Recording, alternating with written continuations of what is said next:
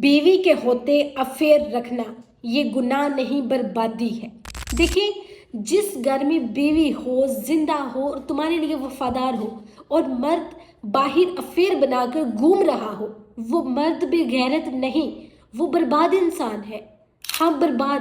تم سمجھتے ہو کسی دوسری عورت کے میٹھے میسیجز، اس کی 2 تصویریں، اس کی 2 فون کالیں تمہیں خوشی دے رہی ہے؟ نہیں بھائی، وہ تمہاری تباہی کا ابتدائی پارٹ ہے۔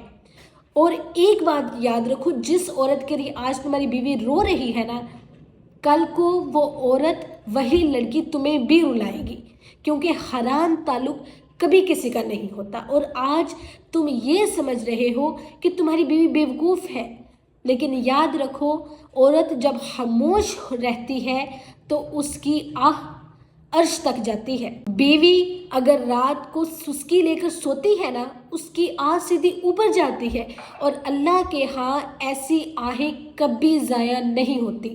تم چیٹ لاک لگا لو، تم سیکرٹ چیٹ بنا لو، لیکن یاد رکھو، جس گناہ کو زمین چھپاتی ہے نا، اسی گناہ کو عرش کھول کر رکھ دیتا ہے۔ چاہے تلخ لگے، مگر حقیقت یہی ہے کہ بیوی کے ہوتے افیئر رکھنا یہ محبت کا کھیل نہیں، یہ مردانگی کی موت ہے۔